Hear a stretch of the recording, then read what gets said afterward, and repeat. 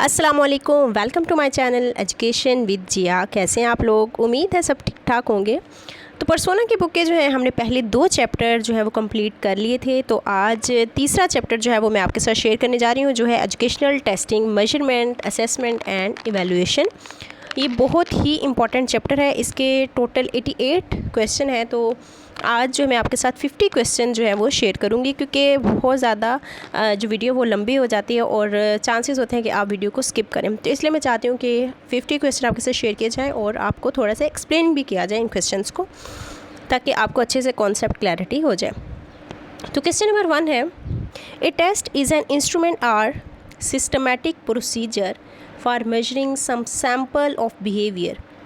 तो ये डेफिनेशन जो है वो टेस्ट की किसने दी थी? नॉर्मन ई ग्रोन्यूलैंड ने। ठीक है, ये पहले दो तीन MCQs में डेफिनेशन ही है, तो आपने याद रखनी है कि किसकी कौन सी डेफिनेशन है। सिंपल। आगे टेस्ट है, a test is a set of questions each which has correct answer that examinees usually answers orally or in writing. तो कहते हैं कि टेस्ट क्या है जिसमें क्वेश्चंस होते हैं काफ़ी सारे और हर एक का एक करेक्ट आंसर होता है, जिसमें या तो वो ओरली हो सकता है या फिर रिटर्न हो सकता है। तो ये डेफिनेशन किसने दी थी टेस्ट की? एबल एंड फ्रिस्बी ने। 3 है, measurement is to obtain information in quantitative. This definition of measurement is defined by Mehrens and Lehmann. तो यानी कि मेजरमेंट क्या है? किसी भी चीज़ का क्वांटिटेटिव हमें इंफॉर्मेशन के नंबर्स में अगर हमें इंफॉर्मेशन मिल जाए तो उसे हम मेजरमेंट कहते हैं। तो ये डेफिनेशन मैरन्स और लेहमन ने दी थी। 4th है, assessment involves the interpretation of measurement data. It makes sense of the data collected on student performance. This definition of assessment has defined by Murray Print. तो ये definition जो है वो Murray Print ने दी थी। Next है, evaluation is an information gathering information and providing useful information for judging decision alternative. This definition of evaluation ये भी दी थी एबल और फ्रिस्बी ने। अच्छा, ऊपर भी हमने एक डेफिनेशन देखी है किसकी? टेस्ट की। तो ये भी एबल और फ्रिस्बी ने दी थी। ठीक है। नेक्स्ट है, 6 dash is a tool to measure some sample of behaviour. जी, कौन सा ऐसा टूल है जिससे हम सैम्पल ऑफ बिहेवियर को मेजर कर सकते हैं? तो ये है टेस्ट, ए ऑप्शन। 7 है, giving numerical values to a test is called. तो न्यूमेरिकल वैल्यूज़ इनके नंबर्स जब हमने किसी भी टेस्ट को देने हैं, फॉर एग्जांपल 50 में से 40 नंबर है, तो ये हम कहेंगे मेजरमेंट। ठीक है, ये क्वांटिटेटिव हम डिस्क्रिप्शन करें किसी भी टेस्ट की, तो इसको हम कहेंगे मेजरमेंट। 8 है, इंटरप्रिटेशन ऑफ न्यूमेरिकल वैल्यूज़, यानी कि न्यूमेरिकल वैल्यू को इंटरप्रेट करना। जब हमने इंटरप्रिटेशन का वर्ड आ जाएगा तो आपने असेसमेंट को टिक करना है, सी ऑप्शन। 9th है, giving a judgement are decision about the worth, value or standard of something according to some specific rules and regulation। यहाँ पे 2-3 कीवर्ड यूज़ हुए हैं और जो सिंपली एवेल्यूएशन की डेफिनेशन को शो करते हैं। जजमेंट, डिसीजन, वर्थ, वैल्यू, ये सारा कुछ एवेल्यूएशन के लिए यूज़ होता है। और इसके अलावा एक और चीज़, एवेल्यूएशन जो है वो एक क्वालिटेटिव और कॉम्प्रिहेंसिव टर्म है। ठीक है। नेक्स्ट है, राइट सीक्वेंस ऑफ। तो इसको आपने याद रख लेना है TMAE के कीवर्ड से, यानी कि T mean test, M mean measurement, A mean assessment और E मीन इवैल्यूएशन। तो ए ऑप्शन इसका ठीक है। 11 है, द लीस्ट इन स्कोप, यानी कि स्कोप सबसे कम किसका है? टेस्ट का। Measurement is a dash process, quantitative process. ठीक है, मैंने आपको पहले बताया क्वांटिटेटिव प्रोसेस। इनके मेजरमेंट में हम क्या करते हैं? हम नंबरिंग जो होती है, हम मार्क्स जो होते हैं कह सकते हैं कि उसके 50 में से 40 नंबर है, 50 में से 30 नंबर है, जितने भी हैं, तो ये मेजरमेंट के प्रोसेस में आएगा। नेक्स्ट है, assessment is both quantitative and dash process. जी, क्वालिटेटिव। ठीक हो गया। असेसमेंट जो है वो क्वांटिटेटिव भी है, क्वालिटेटिव है, क्योंकि इसमें जो टाइप्स हैं वो असेसमेंट की या एवेल्यूएशन की 4 आ जाती हैं, जिसमें कुछ क्वालिटेटिव है, लाइक ये अब देख लेते आगे। 4 हैं जो कौन कौन सी हैं? 4 टाइप्स ऑफ असेसमेंट है। एक फॉर्मेटिव असेसमेंट है, सम्मेटिव असेसमेंट है, कॉन्टीन्यूस असेसमेंट है और डायग्नोस्टिक असेसमेंट है। ठीक हो गया। 16 है, टेस्ट आंसर्स द क्वेश्चन। अब यहाँ पे टेस्ट, मेजरमेंट और इवैल्यूएशन को उन्होंने किस तरह से बयान किया है, इसको आपने देख लेना कि इन वर्ड में हाउ वेल। टेस्ट के लिए हाउ वेल का वर्ड यूज़ होगा, मेजरमेंट के लिए हाउ मच, कितना। ठीक है, हम गिन सकते हैं ना हाउ मच, और इवैल्यूएशन हाउ गुड। ठीक है, इवैल्यूएशन में हम चीज़ को बताते हैं अच्छी है या बुरी है। ठीक है, इसमें मौका नहीं दिया जाता इम्प्रूवमेंट का, इसमें जस्ट होता है कि हाँ जी अच्छा है या बुरा, फेल है या पास, तो ये इवैल्यूएशन में होता है। 19 specific statements of learner behaviour of outcomes that are expected to be exhibited by students after completing a unit of instruction are called.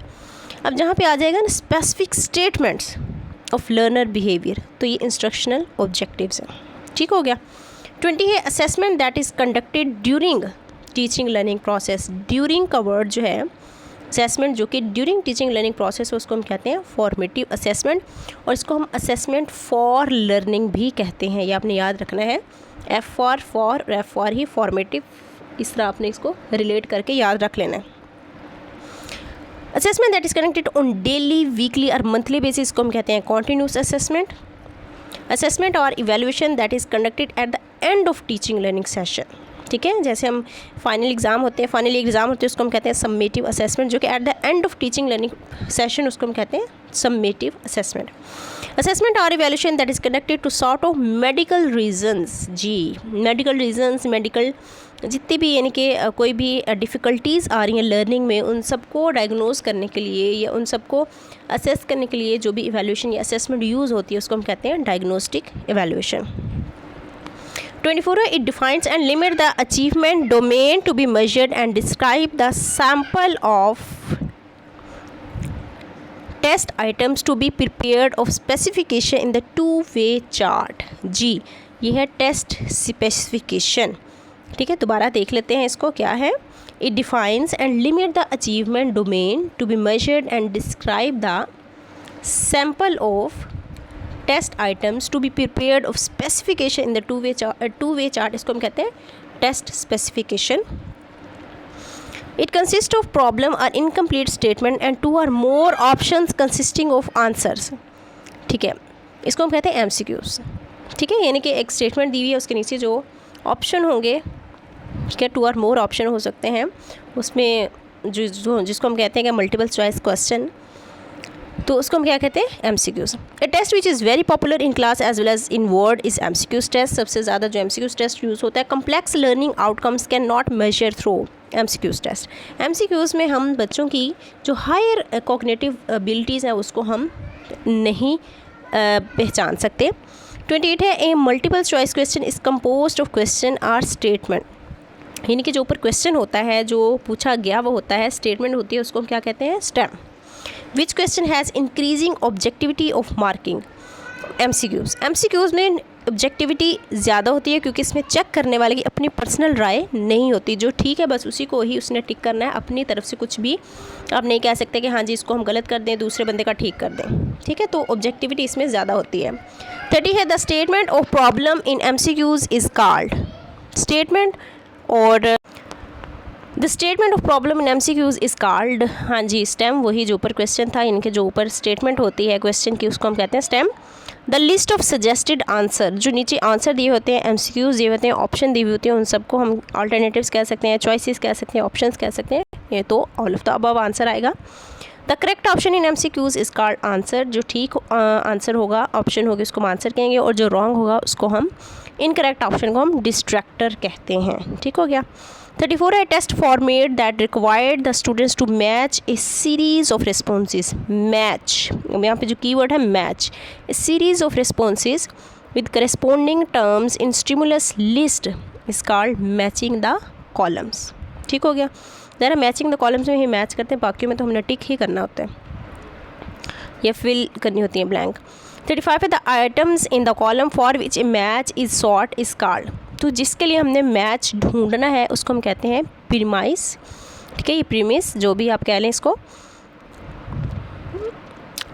और जिसके लिए ढूंढना होता है और जो ढूंढ लेते हैं हम उसको हम कहते हैं रिस्पॉन्स। ठीक हो गया। A supply type test is called completion items, बाकी सिलेक्शन टाइप टेस्ट है। कंप्लीशन में जैसे फिल इन द ब्लैंक्स उसको हम कंप्लीशन आइटम्स कहेंगे, बाकी जो सारे हैं matching the column, true false, MCQ, इसमें हमने सेलेक्ट करना होता है, आंसर ऑलरेडी दिया हुआ होता है। 37 है alternative response item is, alternative में ट्रू फॉल्स भी है, राइट रॉन्ग है, करेक्ट इनकरेक्ट है, तो ये ऑल्टरनेटिव रिस्पॉन्स आइटम हम इन्हें कहेंगे।